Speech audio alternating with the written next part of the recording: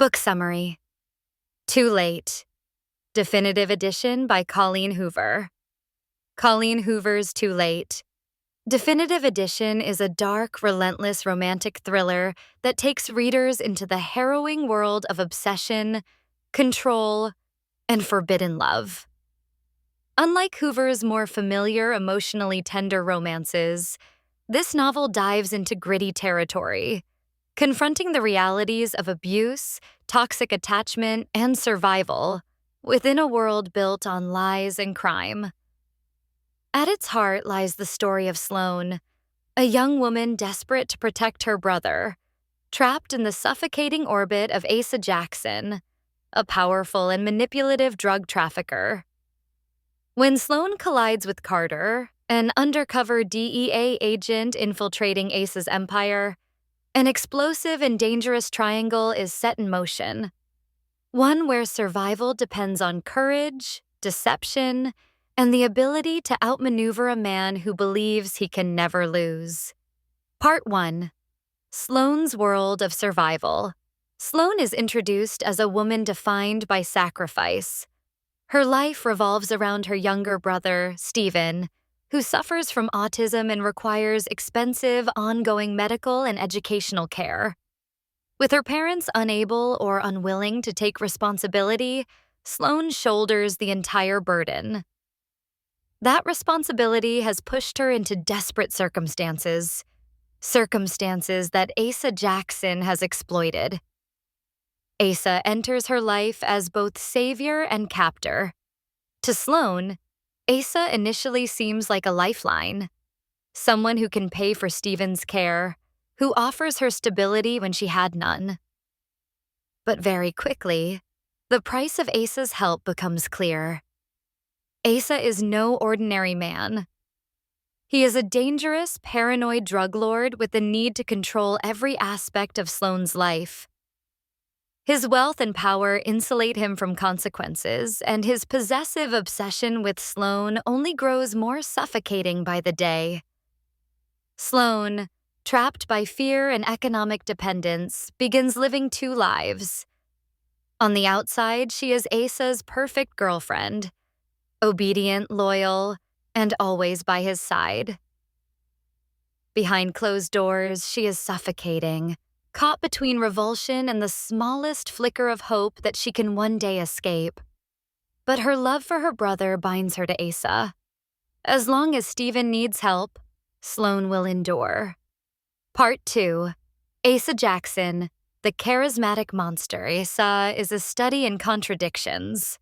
To outsiders, he is charming, magnetic, and seemingly generous. He knows how to manipulate people into believing he is loyal and protective. To Sloan, however, his darker side is impossible to ignore. He is obsessively possessive, controlling every aspect of Sloan's life, from who she speaks to where she goes, to what she wears. Asa constantly reassures himself that his obsession is love, but it is rooted in domination and fear. He manipulates Sloan's emotions, constantly reminding her that without him, she has nothing and her brother would suffer. What makes Asa even more dangerous is his paranoia. In his world of drugs, betrayal lurks around every corner. He trusts no one completely, and yet he has an inflated sense of his own invincibility. His empire thrives on manipulation, intimidation, and violence.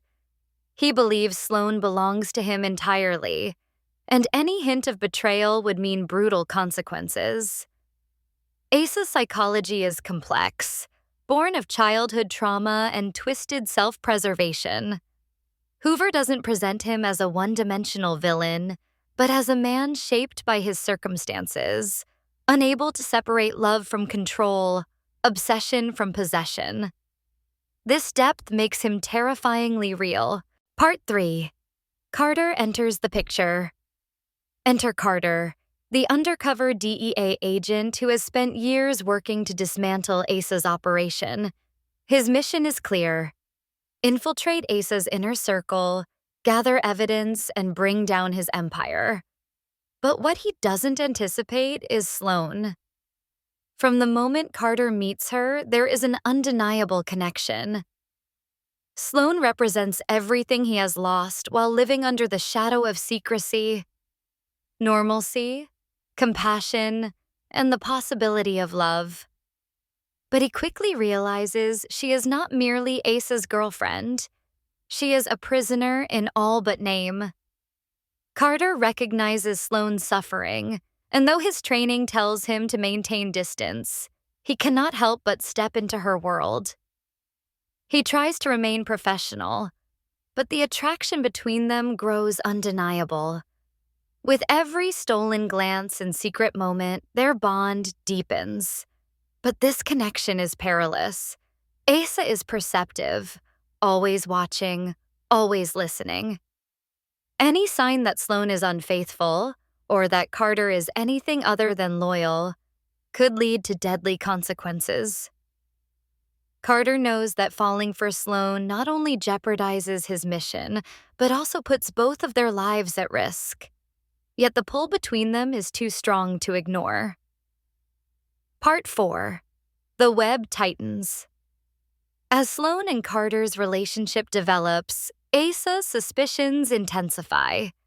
His paranoia sharpens, and he begins noticing subtle shifts in Sloan's behavior. Asa is accustomed to being one step ahead of everyone, and his obsession with control means he never overlooks a detail. For Sloan, living in Asa's world becomes increasingly unbearable. The abuse escalates, not only emotional but physical and psychological. Asa's love becomes a cage, one reinforced by threats and constant reminders that Sloan's brother would suffer if she left. Carter, meanwhile, struggles with dual loyalties. His professional duty demands that he stay focused on the mission, dismantling Asa's empire and bringing him to justice. But his heart is with Sloan, and he cannot stand by while she suffers. The conflict between duty and love becomes the driving tension of his arc. Together, Carter and Sloan begin planning a way out. But Asa is cunning. Every move must be calculated, every step hidden. The more they conspire, the more Asa's paranoia makes escape seem impossible. Part 5. Asa's downfall. The climax of the story builds as Asa's empire begins to crumble under Carter's covert operations. Slowly, Carter gains enough evidence to bring Asa down. But Asa, driven by paranoia and obsession, refuses to let go without a fight. When Asa realizes Sloan's feelings for Carter, his fury knows no bounds.